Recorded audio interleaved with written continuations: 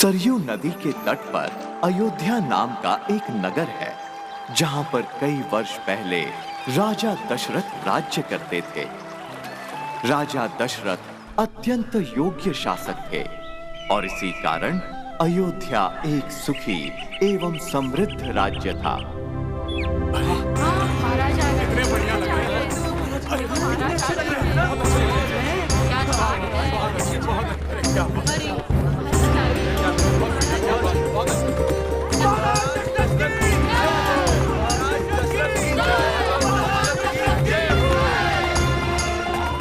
बेटा, ये हमारे देश के राजा हैं और ये इनकी 3 रानियां, रानी कौशल्या, रानी कैकेयी और रानी सुमित्रा।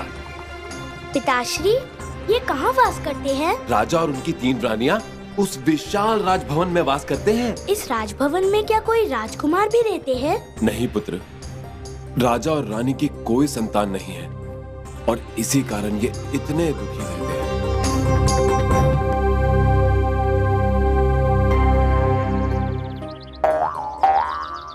महाराज, क्या कहा कुलगुरु ने? हमने जो व्रत रखे थे संतान प्राप्ति के लिए, क्या वो?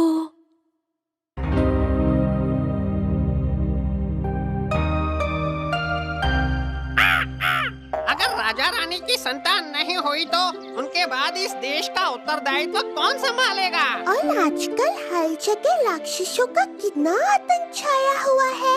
इस देश को एक शक्तिशाली और वीर राजकुमार की आवश्यकता है, जो इन सभी राक्षसों का सर्वनाश कर सके। उन दिनों धरती पर राक्षसों का बहुत आतंक था।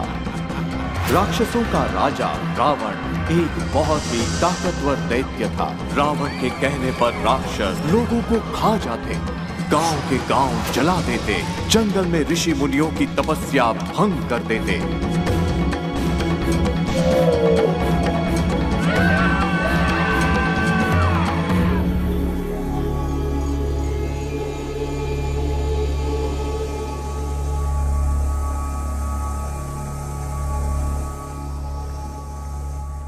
प्रणाम गुरुदेव। हे सच्चिदानंद, हे सृष्टि पालक, पापी रावण के अत्याचारों से पीड़ित होकर हम आपकी शरण में आए हैं। हमारी रक्षा कीजिए भगवान। पृथ्वी पर पाप की शक्तियां बढ़ रही हैं। राक्षसों का राजा रावण अपने अहंकार के मद में चूर चूर होकर तीनों लोग अपने पैरों तले रौंदने को तैयार हैं। देव, दानव, मनुष्य, किसी में इतना साहस नहीं कि उसका सामना करें। जब ऐसी विपदा आए तो धरती पर किसी अवतार का जन्म लेना आवश्यक हो जाता है। रावण ने जब शिव जी से वरदान मांगा था तो उसने मनुष्य एवं वानरों के हाथों न मारे जाने का वरदान नहीं मांगा। मैं मानव रूप में जन्म लेकर रावण का अहंकार भंग करूंगा। मैं अयोध्या नरेश दशरथ के घर जन्म लूंगा और धरती को असुरों के आतंक से मुक्ति दिलाऊंगा। नारद मुनि, आप धरती पर जाकर राजा दशरथ से कहिए कि अगर वो पुत्र कामेष्ठी यज्ञ करें तो उन्हें पुत्र प्राप्ति होगी। जैसा आप कहें भगवान। नारायण नारायण। राजा दशरथ को 4 पुत्र प्राप्त हुए। रानी कौशल्या ने राम को जन्म दिया, रानी कैकेयी ने भरत को एवं रानी सुमित्रा ने लक्ष्मण और शत्रुघ्न को।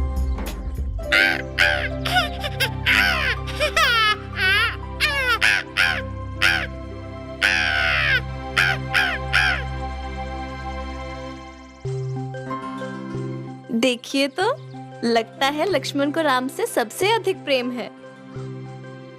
और देखो, भरत और शत्रुघ्न एक दूसरे को देखकर कैसे प्रसन्न हो रहे हैं।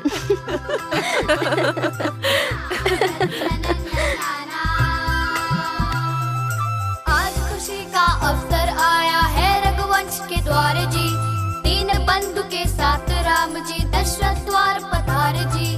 दौड़े भागे बालक राम और खिलौने खेले हैं।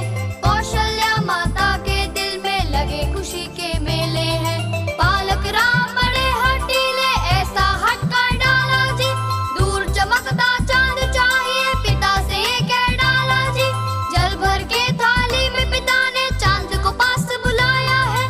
पाके राम चांद खुश हुए, चांद भी मुस्कुराया है। पास सुमित्रा, कौशल्या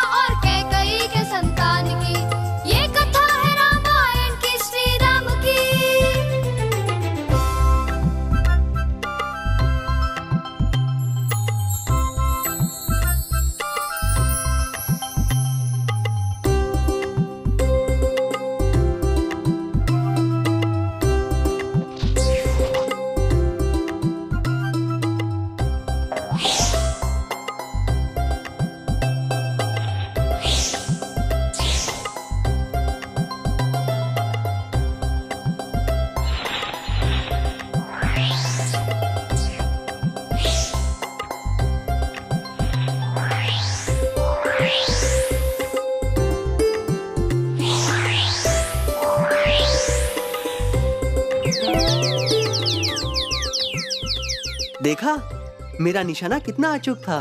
और मेरा भी। आहा, हमने 7 फल तोड़े, लेकिन लक्ष्मण तुम तो एक भी फल नहीं तोड़ पाए। तुम्हारा निशाना तो हर बार चूक जाता है।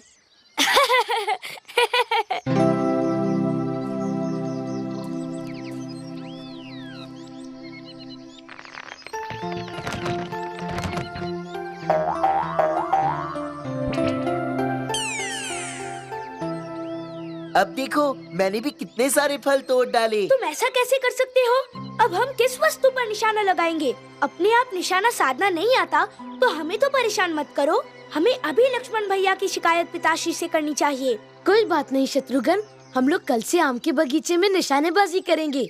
वैसे भी गर्मियों का मौसम है और मैंने महल के सेवक को कहते हुए सुना है कि वहाँ बहुत सारे मीठे मीठे रसीले आम लगे हैं। क्या? बहुत मजा आएगा। चलो चलो कर चलते हैं।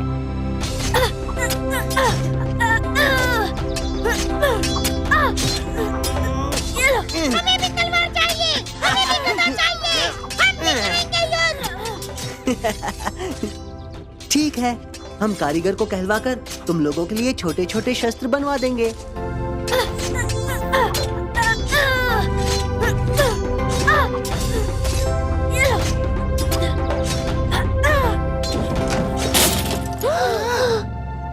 अब क्या होगा?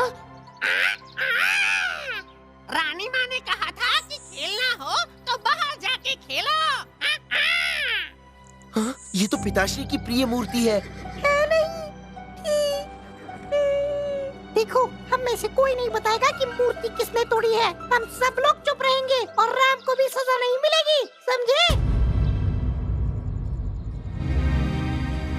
ये मूर्ति किसने तोड़ी? हम जानते हैं ये कार्य तुम में से ही किसी ने किया है। तुम सब लोग अगर दोषी का नाम नहीं बताओगे तो दंड भी तुम सबको मिलेगा। तुम लोगों को पूरे 1 दिन भोजन नहीं मिलेगा। पूरे 1 दिन भोजन नहीं मिलेगा? पिताश्री, गलती मेरी है। वो मूर्ति मैंने तोड़ी है। नहीं पिताश्री, भूल हमारी है। लक्ष्मण भैया को दंड मत दीजिए।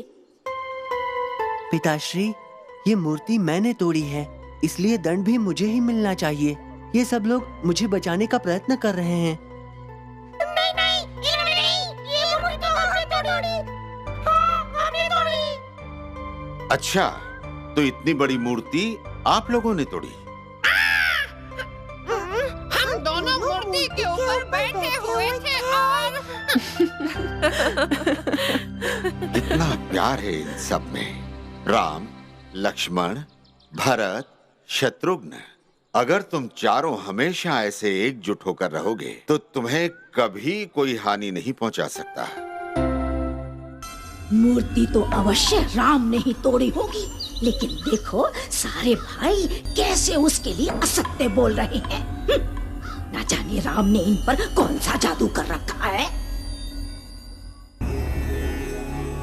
भगवान, आपने राम के रूप में जन्म तो ले लिया, किंतु क्या राम में आप जैसे गुण भी हैं? हे देवी, आपने सही कहा। आखिर हमें भी तो आभास हो कि इस बालक में भगवान विष्णु जैसे गुण हैं कि नहीं। भगवान, अगर आप कहें तो मैं राम की एक छोटी सी परीक्षा ले सकता हूँ। अवश्य।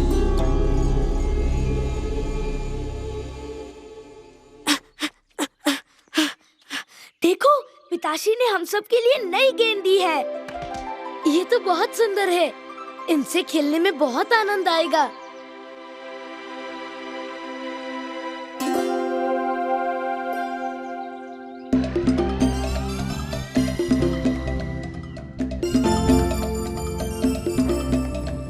पकड़ो से।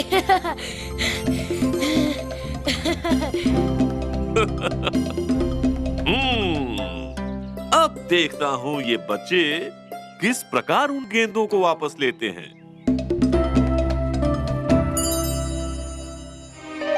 तुम लोग बिल्कुल परेशान मत हो। तुम्हें पता है ना कि मैं कितना अच्छा तैराक हूँ। मैं अभी तालाब में कूदकर सारी गेंद निकाल कर लाता हूँ। लक्ष्मण! लक्ष्मण! लक्ष्मण भैया! लक्ष्मण! अब तो ये गेंद इस तालाब से निकालना असंभव है। असंभव क्यों है? हम अयोध्या के राजकुमार हैं और राजकुमार हमेशा वीर और निडर होते हैं। अच्छा, हम भी तो देखें ये अयोध्या के राजकुमार इन गेंदों को कैसे निकालते हैं। भैया, मैंने सिपाहियों को कहते सुना है कि इस तालाब में सैकड़ों मगरमच्छ हैं। आप उनका कुछ नहीं बिगाड़ पाएंगे। मैं अभी अपनी गदा लेकर आता हूँ। अपनी गदा से एक एक करके सबको नष्ट कर दूंगा। हमें धीरज रखनी होगी, ये कार्य इतना सहज नहीं है। तो अयोध्या के राजकुमार अंततः हार गए। 2-4 मगरमच्छ से डर गए तो युद्ध के रणभूमि में क्या करेंगे? हमें इस समय बल से नहीं, बुद्धि से काम लेना होगा। भैया, मेरे पास एक उपाय है। परंतु क्या ऐसा हो सकता है? मुझे बहुत डर लग रहा है। कहीं मगरमच्छ क्रोधित होकर तालाब से बाहर आ गए तो? डरिए मत भैया, जैसा मैंने बताया वैसा ही करिए।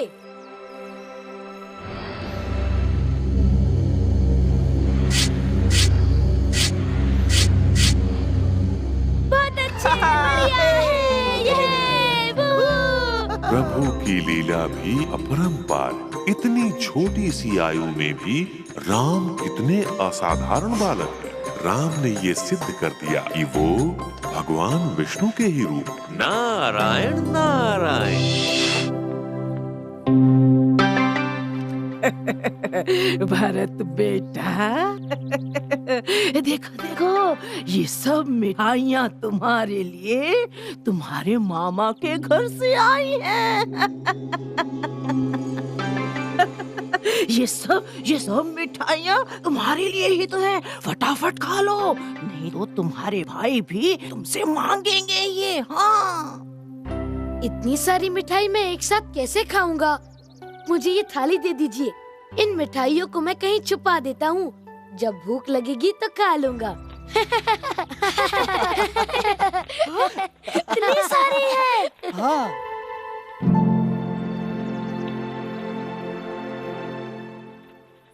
अरे भरत, तुम सुबह से कहाँ थे?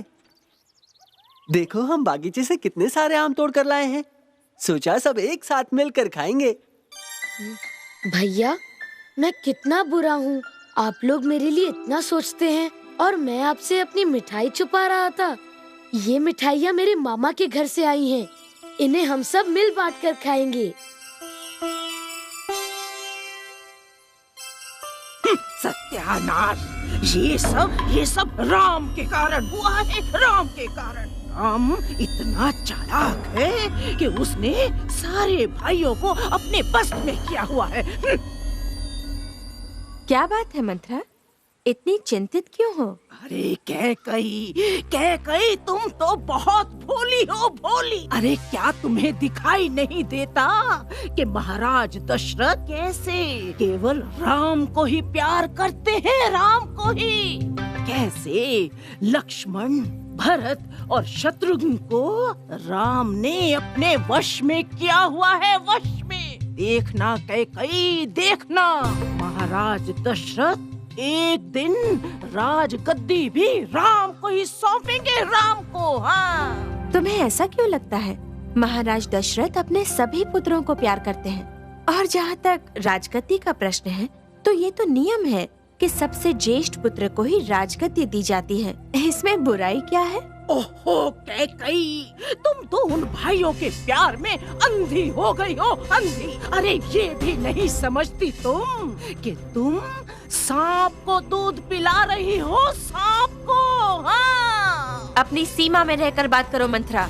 मेरे लिए सारे पुत्र एक समान हैं। हाँ हाँ, तुम्हें तो मेरी बातें कड़वी ही लगेंगी, कड़वी। अरे मैं तो कहती हूँ कैकई, अभी से संभल जाओ, अभी से। नहीं तो ये राम बड़ा होकर तुम्हारे लिए बड़ी समस्या बनने वाला है।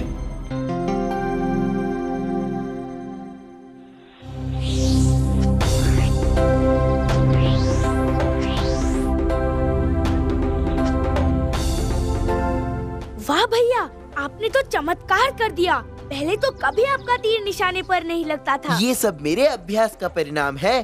अब तो मैं राम भैया को भी हरा सकता हूँ। हाँ सच में, तुम अब राम भैया से भी अच्छा निशाना साध लेते हो। राम भैया, मैं देखना चाहता हूँ कि आप लक्ष्मण भैया को तीरंदाजी में हरा सकते हैं या नहीं। आपको इस पर लक्ष्य साधना होगा। जितनी बार आप सफल होंगे, मैं उतनी बार और थोड़ा पीछे चला जाऊंगा।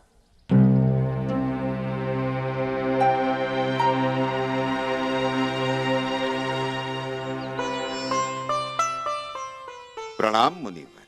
प्रणाम राजा दशरथ। कहिए, मैं आपकी क्या सेवा कर सकता हूँ? लक्ष्मण भैया, आप वहाँ से तीर चला सकते हैं। ध्यान रहे, जितनी बार आपका निशाना सही लगेगा, उतनी बार मैं और दूर जाऊंगा। हाँ हाँ, तू देख लेना, मेरा निशाना चूकेगा नहीं। चलो राम भैया, आपकी बारी है। अरे ये तो बड़ा ही कठिन है। लक्ष्मण के समय ही शत्रुघ्न इतना दूर चला गया, तो राम निशाना कैसे लगाएगा?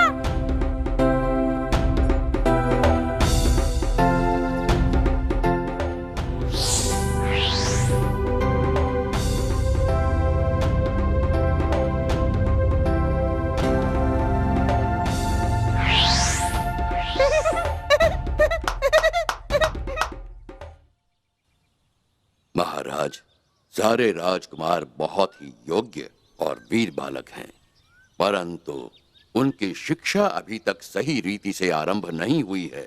हम चाहते हैं कि इन बालकों को हम ही शिक्षा प्रदान करें। ऋषिवर, इससे अच्छी बात क्या हो सकती है कि मेरे पुत्र आप जैसे महान ऋषि से अपनी शिक्षा प्राप्त करें। किंतु महाराज, आप तो जानते ही हैं कि राजकुमारों को इस महल में नहीं बल्कि वन में हमारे गुरुकुल में रहकर शिक्षा ग्रहण करनी होगी। जैसा आप कहें मुनिवर। तो फिर शीघ्र ही उनके प्रस्थान की तैयारियां करें। क्या राजकुमार पढ़ने के लिए गुरुकुल जाएंगे? शिक्षा प्राप्त करने के लिए गुरुकुल जाएंगे? वो लोग तो अभी बहुत छोटे हैं, वो आज तक हमसे एक पल भी अलग नहीं रहे हैं। दीदी ठीक कह रही हैं। हम लोगों ने उनको फूलों की तरह पाला है, ऐसे कैसे उनको गुरुकुल भेज दें? ऋषि वशिष्ठ का कहना है कि साम्राज्य को विधि और समझदारी से चलाने और अपनी प्रजा के दुखों को समझने के लिए राजकुमारों के लिए ये जरूरी है, और हमारा भी यही मानना है। बस अब आप लोग उनके जाने की तैयारियां करें।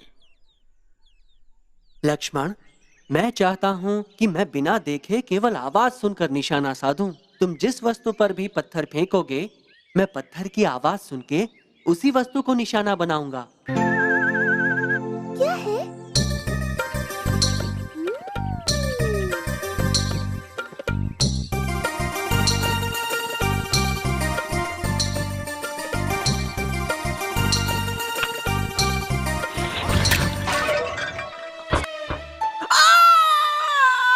अरे मर गई।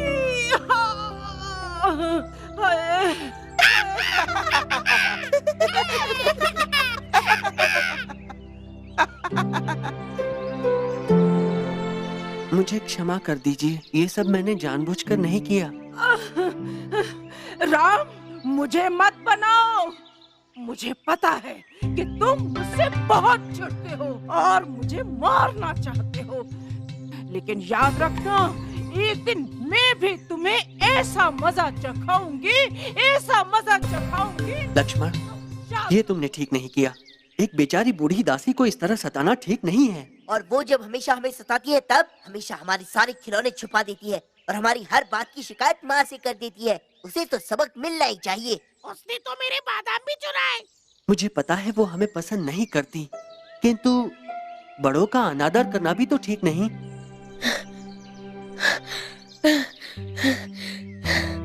पिताश्री ने हम सबको अपने कक्ष में बुलाया है। पुत्रों, कल से तुम्हारी शिक्षा शुरू होने जा रही है।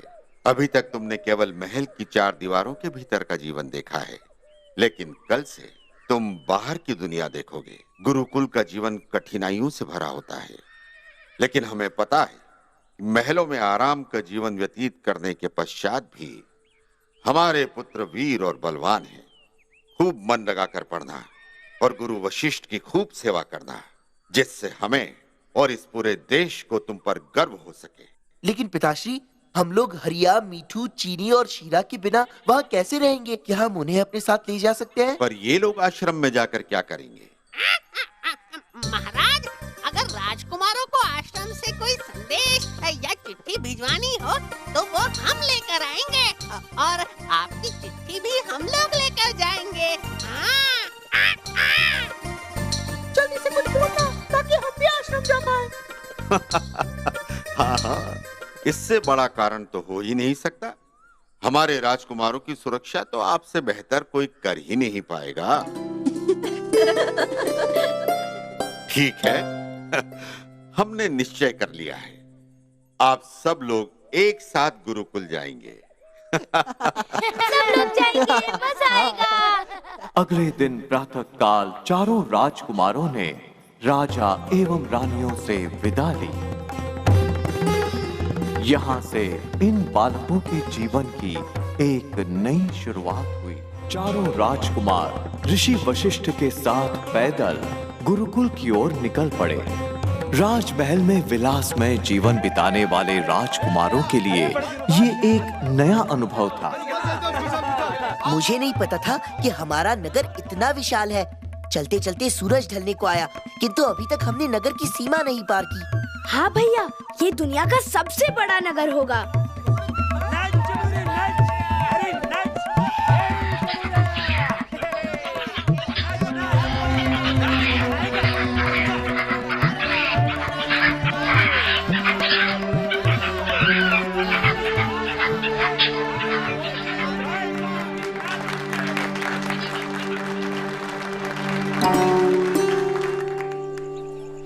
सुनो, इस बंदर को छोड़ दो। किसी जानवर से इस तरह बलपूर्वक काम कराना अनुचित है। ए लड़के, तू कौन होता है मुझे सीख देने वाला? मेरी इच्छा, मैं अपने बंदर से जो चाहे करवाऊं।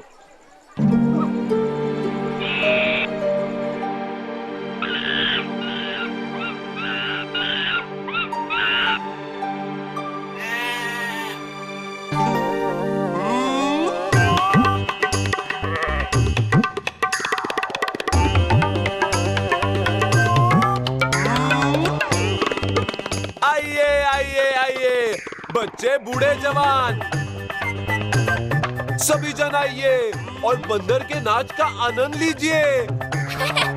लेकिन ये तो बकरी है। तुम पागल तो नहीं हो गए हो जो बंदर को बकरी बोल रहे हो? चलो भागो यहाँ से। मेरा बंदर। राम कहाँ है? ये राम भैया कहाँ चले गए? मुझे बहुत डर लग रहा है। मुनि वशिष्ठ अवश्य उन्हें कोई कठोर दंड देंगे। गुरुजी, आप लोग यहीं रुकिए, मैं राम भैया को ढूंढ कर लाता हूँ।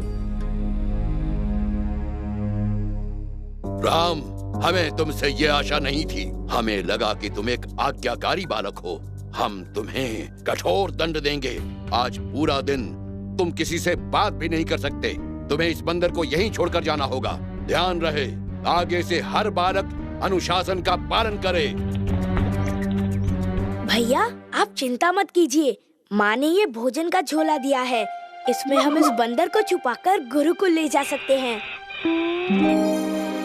2 दिन घने जंगलों से पैदल चलने के बाद वे लोग गुरुकुल पहुंचे।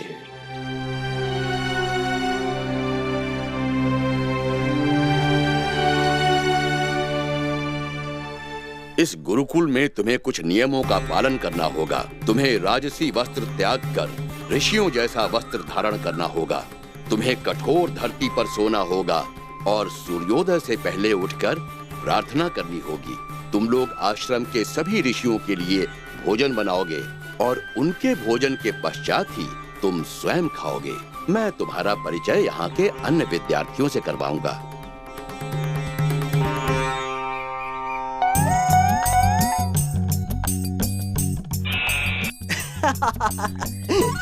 तुमने अपने लिए सही जगह चुनी। मैं तो चिंतित हो रहा था कि तुम्हें कहाँ छुपाऊंगा। नहीं, हम लोग यहाँ नहीं रह सकते, बिल्कुल भी नहीं। ऐसे कक्ष में तो हमारे दास भी नहीं रहते, तो फिर हम भला कैसे रहेंगे? हाँ भैया, हम बिना किसी को बताए चुपचाप राजमहल भाग जाते हैं। अगर हमने ऐसा कुछ किया तो पिताश्री अत्यंत क्रोधित होंगे। वो हमें दंड देकर वापस गुरुकुल भेज देंगे। हमें यहीं रहना होगा। अब हमें शीघ्र तैयार होकर बाहर जाना चाहिए, नहीं तो गुरुजी हमें दोबारा दंडित करेंगे। गुरुजी हर बात पे दंड क्यों देते हैं?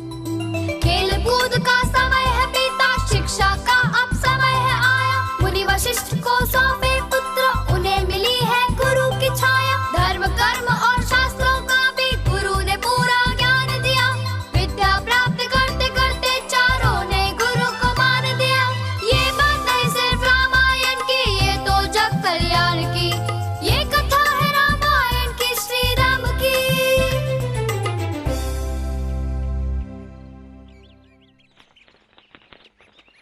बालकों, ये चारों अयोध्या के राजकुमार हैं और ये आज से इस आश्रम में शिक्षा ग्रहण करेंगे। राजकुमार निरूप और स्वरूप कहाँ गए?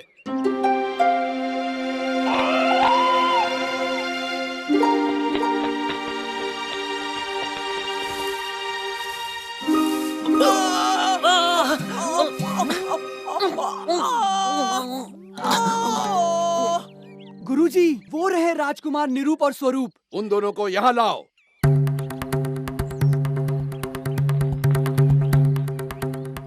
गुरुजी हमें क्षमा कीजिए, हमें बहुत भूख लगी थी, दोबारा ऐसी गलती नहीं होगी। यहाँ पर सबके लिए समान नियम हैं। दंड तो तुम्हें अवश्य मिलेगा।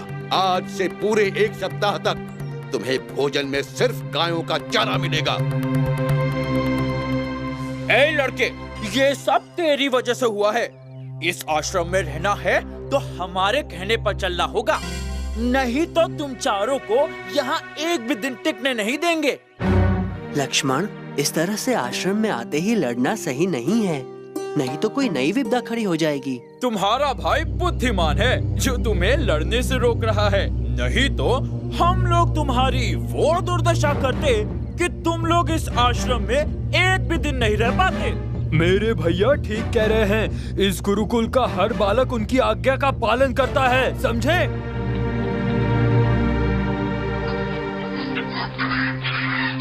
नहीं मित्र, अभी मन नहीं है। भैया, आज अगर आपने रोका ना होता तो। मुझे पता है तुम लोगों को यहाँ कितना बुरा लग रहा होगा, लेकिन ये बात कोई गुरुजी से क्यों नहीं कहता? क्योंकि यहाँ के सारे विद्यार्थी उनका साथ देते हैं और जो कोई उनके प्रति असंतोष प्रकट करेगा उसका इस आश्रम में रहना असंभव हो जाएगा। किंतु तुम लोग चिंता मत करो, हम सब मिलकर एक दिन उन्हें उचित पाठ पढ़ाएंगे। चारों राजकुमारों ने गुरुकुल में शिक्षा आरंभ की। सभी राजकुमार किसी न किसी कार्य में निपुण थे। राम तलवारबाजी में, भरत पढ़ाई में, लक्ष्मण निशाना लगाने में और शत्रुघ्न घुड़सवारी में। बालकों, सुनने में आया है कि इस वन में एक भयानक राक्षस है, इसलिए मेरी आज्ञा है कि आज कोई भी बालक अपने कक्ष से न निकले और अपने कपाट बंद रखे।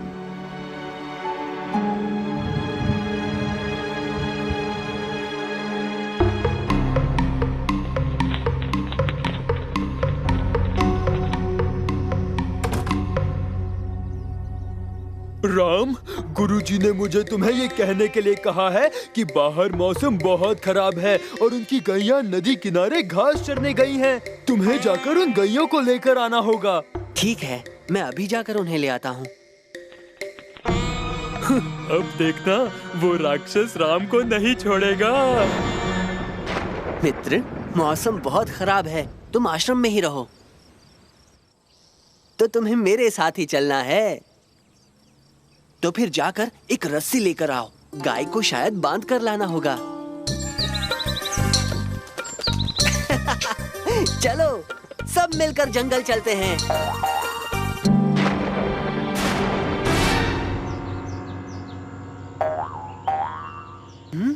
यहाँ तो एक भी गाय नहीं है। मित्र, तुम आश्रम जाकर मेरे भाइयों को बुला लाओ। हम सब मिलकर एक साथ गायों को ढूंढेंगे, तब शायद मिल जाए।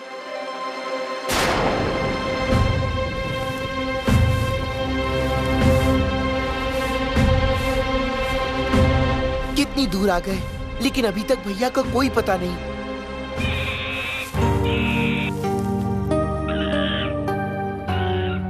भैया, आप यहाँ? शाम ढलने को आई है, आप इस घने जंगल में क्या कर रहे हैं? मुझे निरूप एवं स्वरूप ने बताया कि गुरुजी की आज्ञा है कि मैं जंगल से उनकी गायों को ढूंढ कर लाऊं, किंतु सभी जगह ढूंढा, कहीं भी नहीं है। किंतु गुरुजी की सारी गायें तो आश्रम में ही है। लगता है उन लोगों ने आपसे झूठ बोला। चलिए अभी आश्रम चलकर गुरुजी को बताते हैं।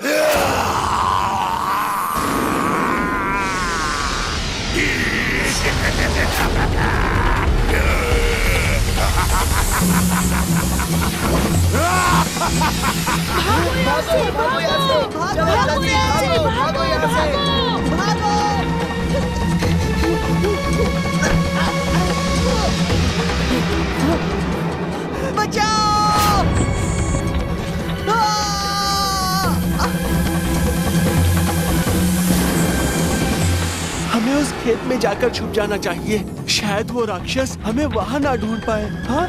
हाँ, चलो चलो।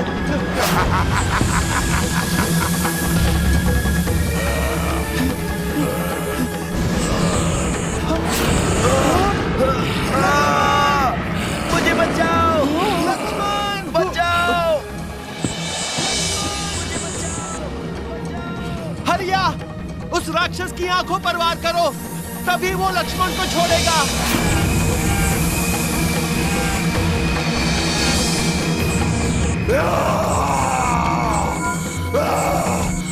हाँ? लक्ष्मण, चलो यहाँ से, भागो जल्दी।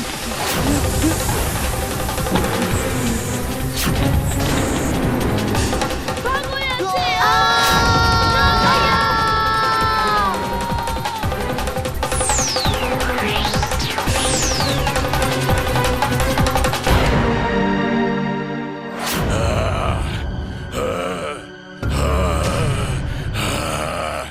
रात बीतने वाली है, क्या बाहर निकलने का कोई उपाय नहीं? एक उपाय है इस राक्षस से निपटने का।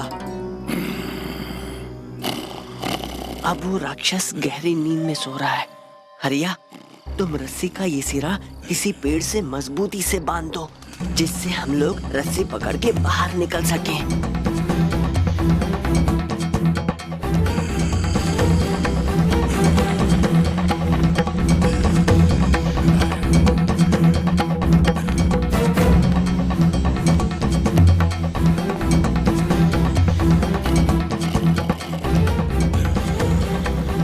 हमें उस पेड़ पर जाल बनाना चाहिए।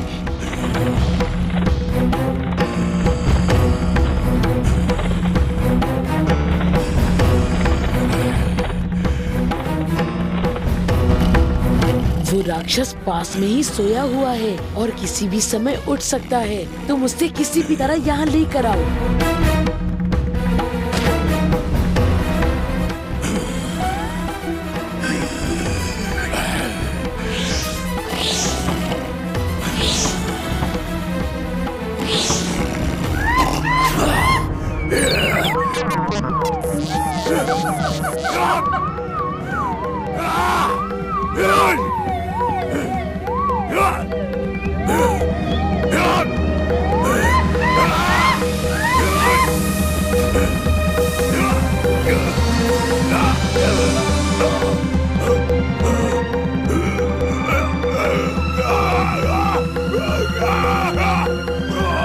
हम अपने कार्य में सफल हुए। गुरु वशिष्ठ हमारे इस कार्य से कितने प्रसन्न होंगे। गुरुजी, राम, लक्ष्मण, भरत और शत्रुघ्न चारों ही अपने कक्ष में नहीं हैं और हमने उन्हें पूरे आश्रम में ढूंढ लिया है, परंतु उनका कोई पता नहीं है। यदि आप आज्ञा दें तो हम सब उन्हें ढूंढने जाएं। अब तक तो राम को वो राक्षस पूरी तरह चबा गया होगा।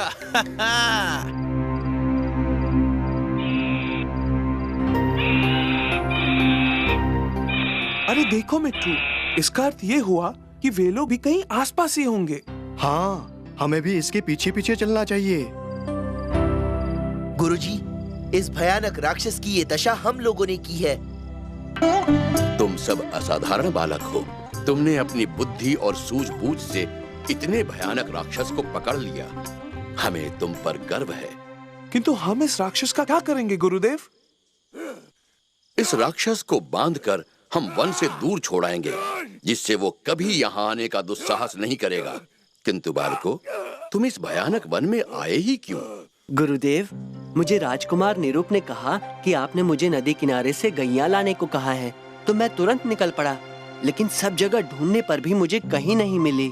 राम, निरूप ने तुमसे झूठ कहा है, इसके लिए हम उसे कठोर दंड देंगे। गुरुदेव, मैं आपसे एक और बात कहना चाहता हूँ। इस राक्षस को हराने में हमारी सहायता इस बंदर ने की। लेकिन बालक, ये बंदर है कौन? क्षमा चाहता हूँ गुरुदेव, ये वही बंदर है जिसे आपने गुरुकुल में रखने से मना किया था, लेकिन मैंने इसे छुपाकर अपने साथ रखा। राम, तुम भाइयों ने इस बंदर के साथ मिलकर इस आश्रम को एक घोर विपदा से बचाया है। ये बंदर संकटहारी है और इसीलिए इसे बजरंगी कहकर पुकारेंगे। तुम दोनों गुरुकुल में आकर मुझसे मिलो।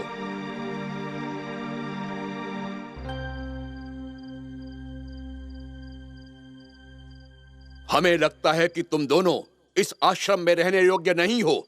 तुम्हारे कारण इस आश्रम का अनुशासन भंग हो रहा है। गुरुजी, अगर आज्ञा हो तो मेरे पास एक उपाय है।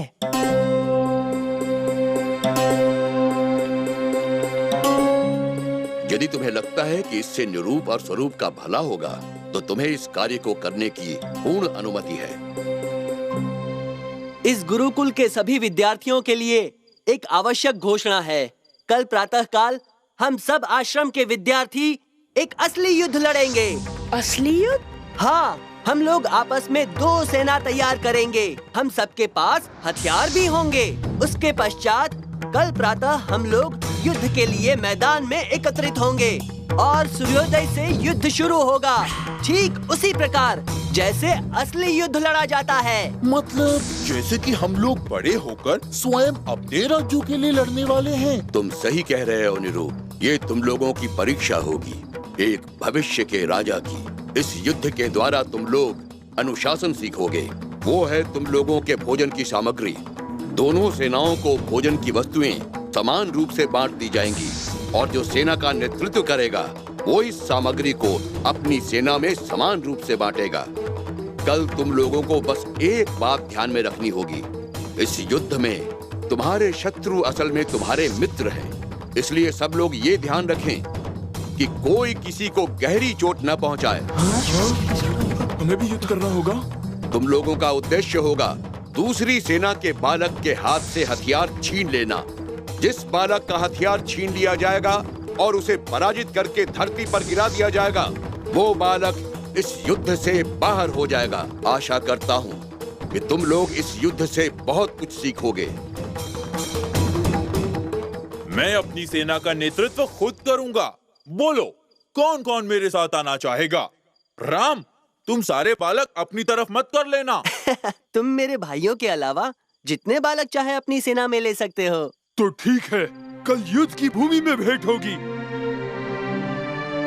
राम भैया, हमें भी आपके साथ रहना है। क्यों नहीं? तुम लोगों को जो कार्य मैं दूंगा वो सबसे महत्वपूर्ण काम होगा। तुम लोग कुछ अस्त्र शस्त्र अपने पास रखोगी।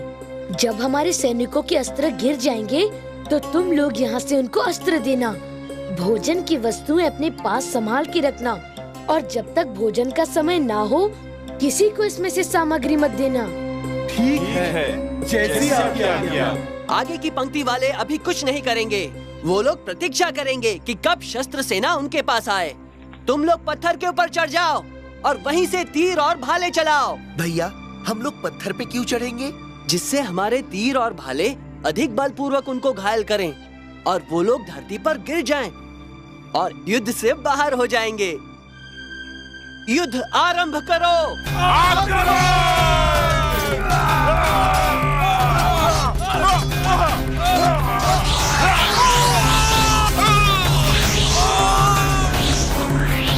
तुम लोग क्या कर रहे हो? हमारे साथी गिर रहे हैं। तुम तो अभी उनमें से एक को भी नहीं गिरा पाए। स्वरूप, हमारे पास तो तलवार और गदा है, इतने दूर से कैसे युद्ध करें? अब तो केवल तीर, धनुष और भाले के साथ ही युद्ध किया जा सकता है। हाँ? तीर चलाओ।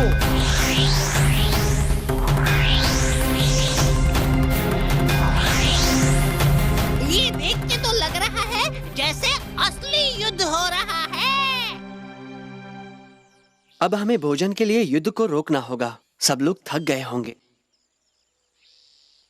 हमारे जो साथी युद्ध कर रहे थे उन्हें भोजन पहले मिले और कोई भी भोजन अपने आप नहीं लेगा, सबको बराबर परोसा जाएगा। जी भैया,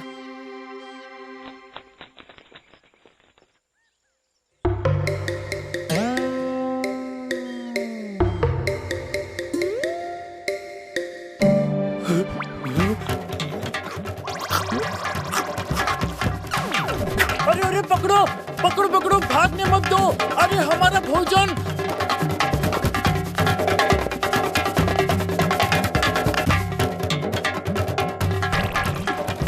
चिंता की कोई बात नहीं है, हमारे पास बहुत सारे लड्डू और भोजन की सामग्री है।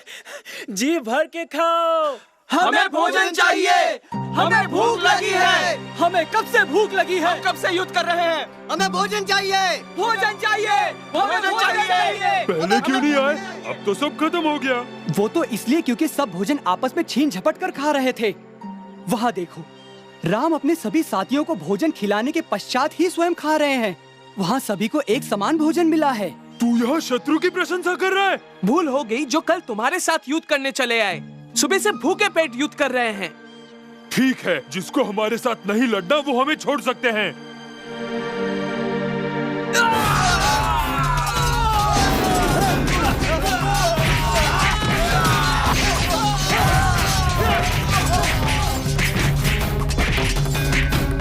अपनी पराजय स्वीकार करो। स्वरूप, तुम्हें आज के युद्ध से क्या सीख मिली? पता है तुमने क्या भूल की? तुमने अधिक लोगों को अपनी ओर कर लिया, ये सोच के कि इससे तुम्हारी सेना और अधिक बलशाली हो जाएगी। पर भोजन तो गुरुदेव ने सबको समान बांटा था, तो हमारे पास अधिक भोजन इसलिए था क्योंकि हम लोग कम थे। और जब तुम्हें भोजन मिला तो तुम लोगों ने उसे आपस में बांटने की जगह छीना झपटी करके खा लिया। कुछ लोगों ने पेट भरने के लिए अधिक खाया और कुछ लोग भूखे ही रह गए, जिसके कारण भूखे लोगों में लड़ने की क्षमता नहीं बची। कोई भी लड़ाई जीतने के लिए सबसे आवश्यक है अनुशासन।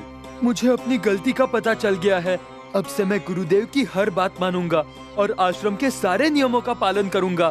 तभी तो मैं एक दिन अच्छा राजा बन पाऊंगा।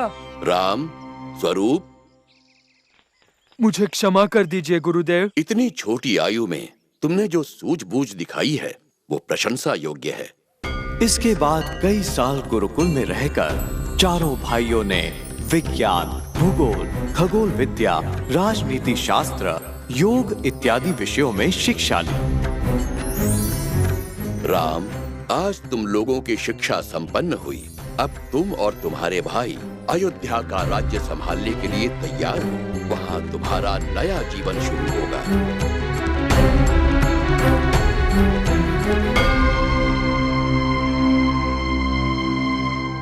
एक दिन राजा दशरथ के दरबार में विख्यात ऋषि विश्वामित्र आए।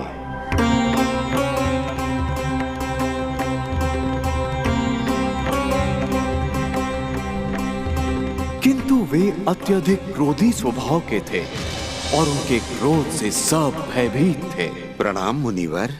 अहो भाग्य हमारे कि आप हमारे यहाँ पधारे। बताइए, हम आपकी क्या सेवा कर सकते हैं? राजन, हम यहाँ एक अत्यंत आवश्यक कार्य से पधारे। हम अपने आश्रम में एक बहुत बड़ा यज्ञ करने जा रहे हैं, जिसमें कई ऋषि मुनि भाग लेंगे। लेकिन एक बहुत बड़ी समस्या है। ताड़का नाम की एक राक्षसी और उसके बेटे मारीच और सुबाहु अत्यंत दुष्ट एवं शक्तिशाली दैत्य हैं। वे अपनी राक्षसों की टोली के साथ हमारे हवन को भंग कर देते हैं। हवन की अग्नि में हड्डियां, मांस और रक्त गिराकर हवन को अपवित्र कर देते हैं। बड़े बड़े वीर और ताकतवर लोग उनसे कांपते हैं। इसलिए हम चाहते हैं कि इन राक्षसों का आतंक मिटाने के लिए आप अपने पुत्र राम को हमारे साथ वन में भेजिए। ये कार्य तो राम जैसा योग्य बालक ही कर सकता है। गुरुदेव, ये आपने हमें किस दुविधा में डाल दिया? अपने आंखों के तारे राम को इस प्रकार कैसे भेज सकते हैं? हम स्वयं आपके साथ अपनी पूरी सेना के साथ चलने को तैयार हैं। नहीं राजन, हमें कुछ नहीं सुनना। अपनी प्रजा की रक्षा करना एक राजा का कर्तव्य होता है और आप अपने कर्तव्य से पीछे हट रहे हैं। क्षमा करें पिताश्री, परंतु गुरु विश्वामित्र ठीक कह रहे हैं। अपनी प्रजा की रक्षा करना एक राजा का कर्तव्य होता है और मैं अपना कर्तव्य निभाने को तैयार हूँ। आप मेरी बिल्कुल चिंता ना करें। जैसा तुम कहो राम। पिताश्री, बचपन से आज तक मैं एक दिन भी भैया के बिना नहीं रहा हूँ। अगर आप आज्ञा दे तो मैं भी भैया के साथ जाना चाहता हूँ। पिताश्री, तब तो हम भी साथ जाएंगे। बालकों, अगर मैं अपने चारों पुत्रों को वन में भेज दूंगा तो यहाँ राज्य का भार कौन संभालेगा? राम और लक्ष्मण का जाना ही ठीक रहेगा। बालकों, जाने की तैयारी करो।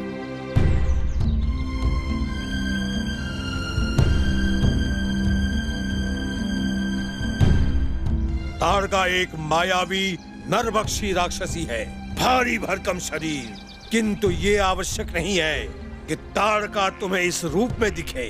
ताड़का कोई भी रूप, कोई भी आकार धारण कर सकती है, इसलिए उसे हराना अत्यधिक कठिन कार्य है। तुम्हें बहुत सावधान रहना होगा। ऋषिवर, क्या हम लोग ऐसे भयानक जीव को मार पाएंगे? राम, मुझे तुम्हारे और लक्ष्मण के पराक्रम पर पूरा भरोसा है। तुम्हें अपनी असीमित शक्तियों का आभास नहीं। बालकों, तुम लोग यहाँ कुछ देर विश्राम करो। हम यहाँ बैठकर थोड़ी देर ध्यान लगाएंगे, उसके पश्चात हम आगे बढ़ेंगे।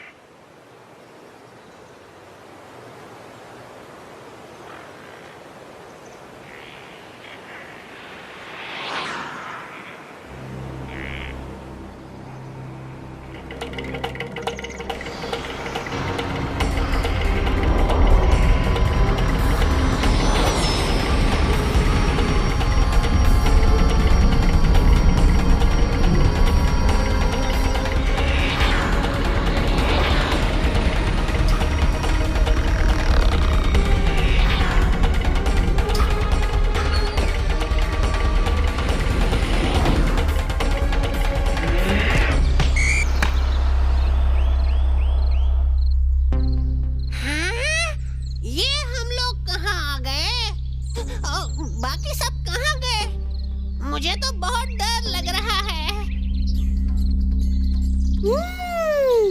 ये इतनी अच्छी सुगंध कहाँ से आ रही है? इतना अच्छा संगीत, ऐसा प्रतीत होता है कि यहाँ अवश्य किसी अप्सरा का वास होगा। चलो चलकर देखते हैं, चलो। कितनी सुहानी जगह है। ये तो अवश्य किसी अप्सरा का घर ही हो सकता है। मैं अपने आप को लोक नहीं पा रहा हूँ। ऐसा प्रतीत होता है कि कोई मुझे अपनी ओर खींच रहा है। चलो चलकर देखते हैं।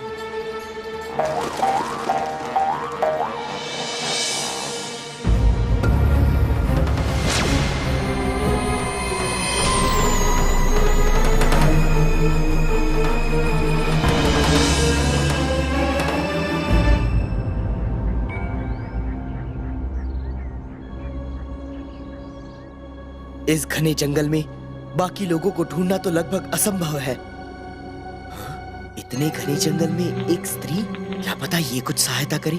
सुनिए जी, सुनिए सुनिए, क्या आपने यहाँ किसी ऋषि मुनि एवं किसी लड़के को देखा? मेरे साथ चलिए, मैं आपको आपके भाई के पास लेकर चलती हूँ। गुरुजी क्षमा करें, किंतु मुझे लगता है कि हमें औरों को ढूंढने जाना चाहिए।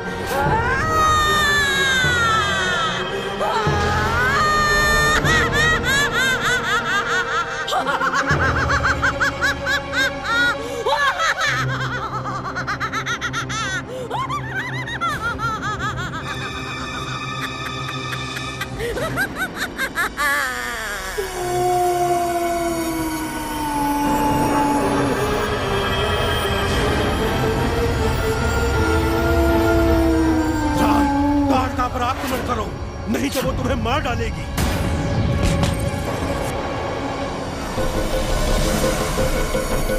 ताड़का पर आक्रमण करो, नहीं तो वो तुम्हें मार डालेगी।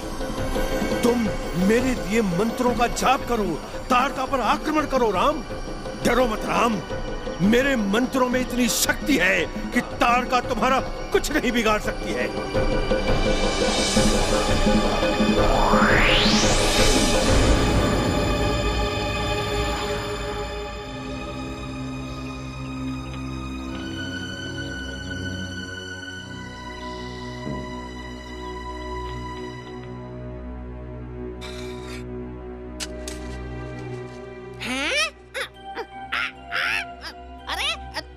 इतनी देर से कहाँ थे? हाँ? हम लोग चुपके से उस राक्षसी का ठिकाना ढूंढने का प्रयास कर रहे थे।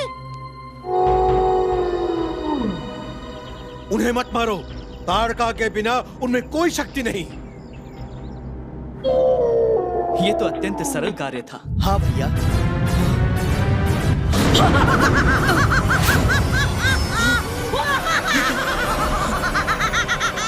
भागो भैया, भागो! इस राक्षसी को मारना हमारे बस की बात नहीं है। भागो भैया, भागो!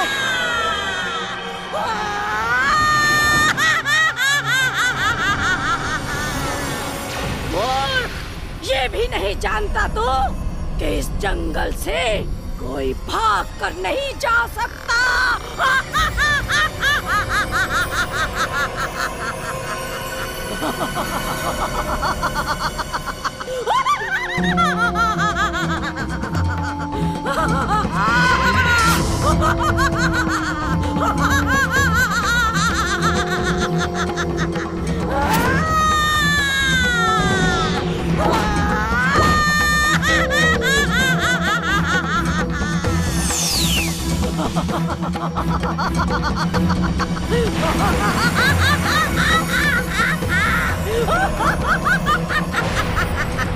बहुत दिनों बाद इतना आनंद मिल रहा है।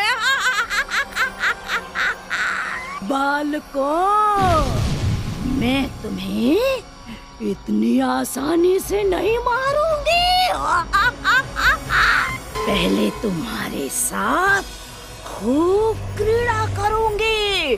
हाँ, उसके बाद मारूंगी तुम्हें।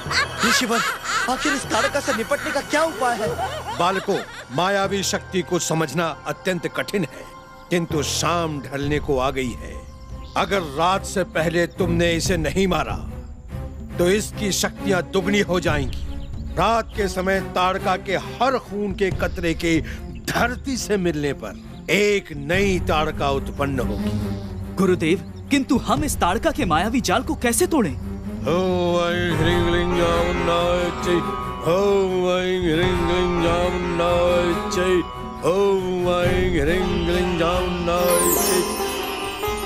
ये लो पुत्र, ये अत्यधिक शक्तिशाली शस्त्र है। हे उत्तांत बुड्ढे, तेरा ये साहस कि तू मुझे मारने का षड्यंत्र करे? अभी मजा चखाती हूँ तुझे, अभी।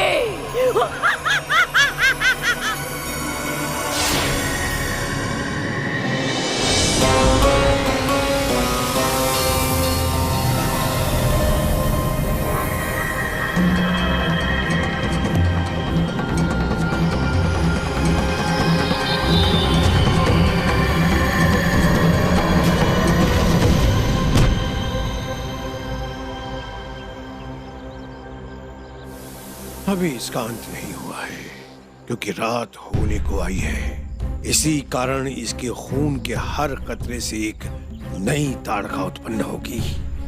जब इसका खून गंगा मां में मिलकर पानी हो जाएगा, तभी इस राक्षसी का अंत होगा।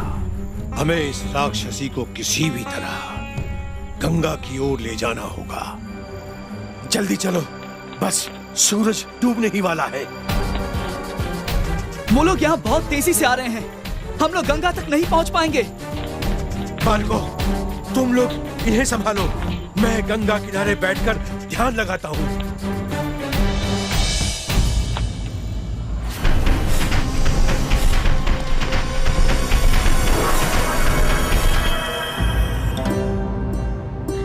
भगवान, कुछ कीजिए।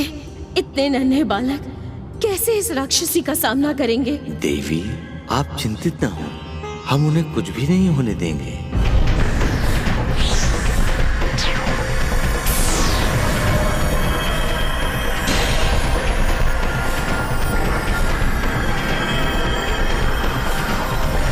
नहीं भैया, नहीं भैया, ये क्या कर रहे हैं आप?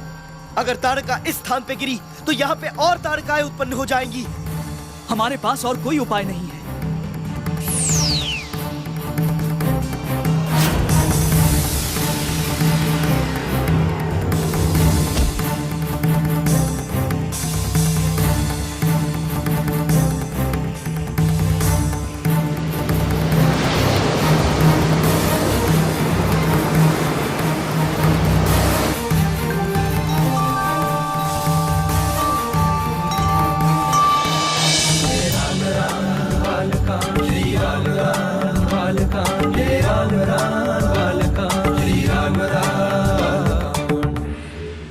आज राम ने अत्यंत वीरता का काम किया है। हम लोगों को स्वयं धरती पर जाकर राम को पुरस्कृत करना चाहिए।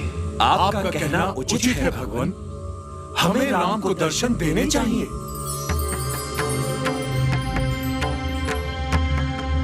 राम, सारे देवता तुम्हारी वीरता से अत्यंत प्रसन्न हुए।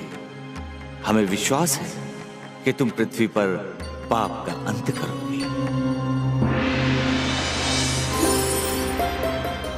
राम, ये धरती के बहुत ही शक्तिशाली अस्त्र हैं। आज से ये अस्त्र तुम्हारे अधीन हुए। जब भी तुम इनका स्मरण करोगे, ये स्वयं तुम्हारी सेवा में उपस्थित हो जाएंगे। इन अस्त्रों के रहते तुम्हें संसार की कोई शक्ति पराजित नहीं कर सकती। धन्यवाद भगवान। मैं आपको ये आश्वासन देता हूँ कि इन अस्त्रों का प्रयोग मैं मानवता की रक्षा और दुष्टों के नाश के लिए ही करूंगा। ये समाचार राक्षसों के राजा रावण तक भी पहुंचा और उसने क्रोधित होकर सुबाहु और मारीच को राम और लक्ष्मण का अंत करने को कहा।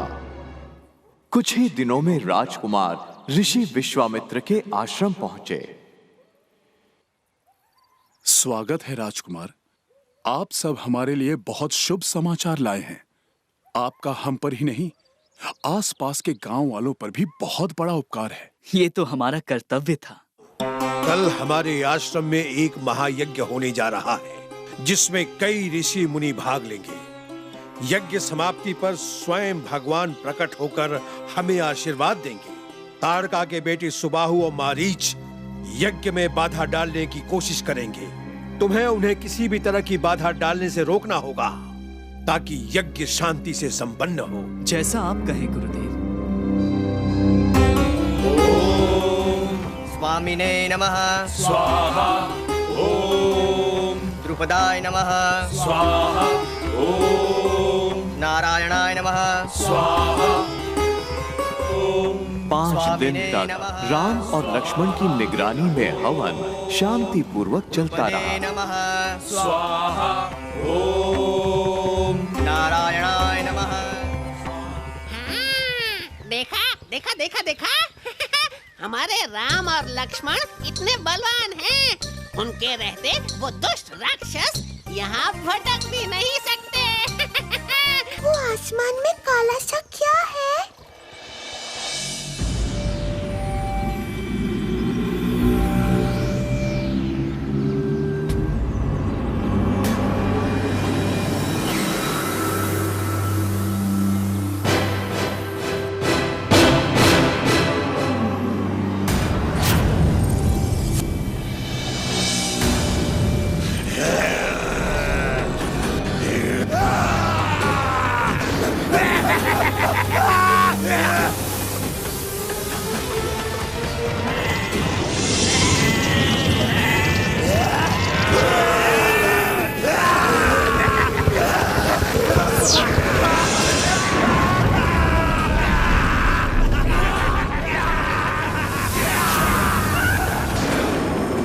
राम ने अपना शक्तिशाली मानव अस्त्र निकाला और मारीच पे निशाना साधा।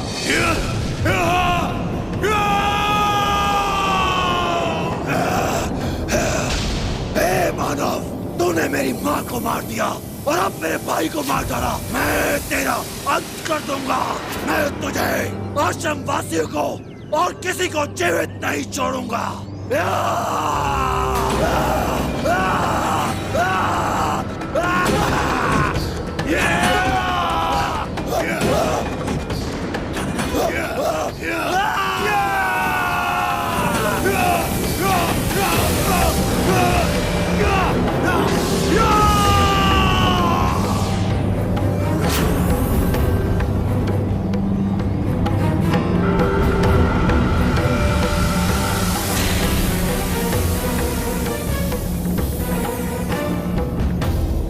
अगले दिन ऋषि विश्वामित्र ने उनको अपने पास बुलाया और कहा, राम, यहाँ पर तुम्हारा कार्य संपन्न हुआ, किंतु अयोध्या जाने से पहले मैं चाहता हूँ कि तुम एक और कार्य करो।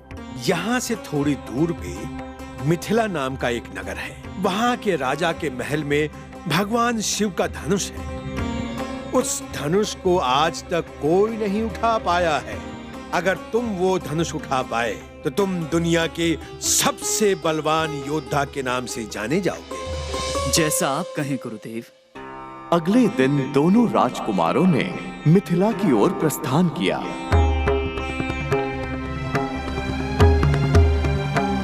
दो दिन बाद तीनों मिथिला नगरी पहुंचे। पूरा नगर सजा हुआ था और सड़कों में बहुत भीड़ थी। सुनो पुत्र, नगर इस प्रकार क्यों सजा है और यहाँ इतनी भीड़ क्यों है? क्योंकि कल राजा जनक की पुत्री का स्वयंवर होने जा रहा है। पूरे विश्व से कई राजकुमार यहाँ आए हैं। जो भी शिव का धनुष उठाने में समर्थ होगा, राजा जनक उसी से अपनी पुत्री का विवाह करेंगे। राजा जनक के महल पहुंचे। वहां पर स्वयंवर के लिए कई राज्यों के राजकुमार एकत्रित थे। आज यहाँ कई देशों के राजकुमार एकत्रित हुए हैं, लेकिन इनमें से सिर्फ एक राजकुमार को कुमारी सीता से विवाह का सौभाग्य प्राप्त होगा। जो भी राजकुमार इस धनुष्य को उठाकर उस पर कमान कसेगा, वही कुमारी सीता से विवाह के योग्य होगा। सबसे पहले उज्जैन के राजकुमार कुमार हर्ष यहाँ पधारेंगे।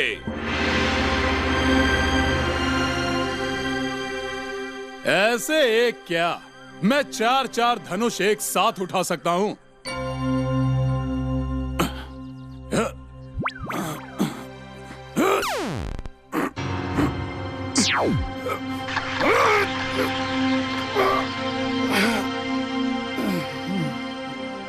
अब बारी है लंकापति रावण की। वे इस धरती के सबसे शक्तिशाली राजाओं में से हैं।